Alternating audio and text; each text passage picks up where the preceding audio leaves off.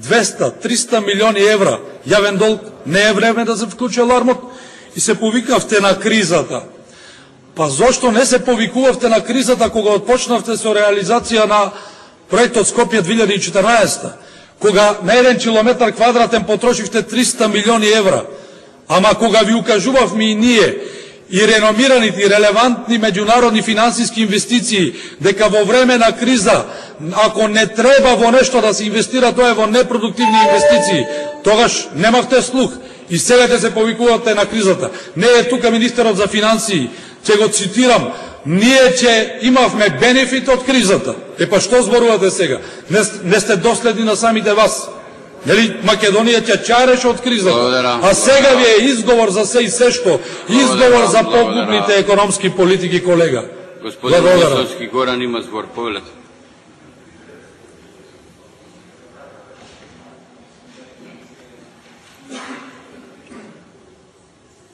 Благодарам, председателе.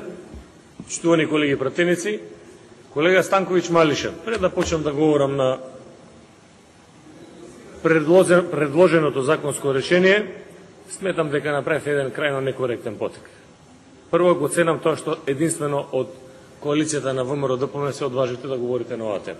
Со вашите аргументи, со податоци кои што вие ги располагате. Ама тоа да искритикувате опозицијата дека на оваа тема тие што биле стручни, оспособени од опозицијата не се јавиле за дискусија, а демек тие другите дискутираат, тоа мислам дека е крајно некоректно и навредувачки кон пратениците од опозицијата.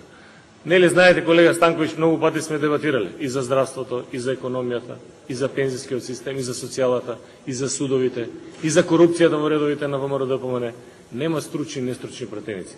Има пратеници кои што седат во опозицијата, кои што пратат, читат, следат, прават анализи, и пратеници од коалицијата на ВМРО-ДПМНЕ, кои што едноставно уво ги боли за се што се случува во државата.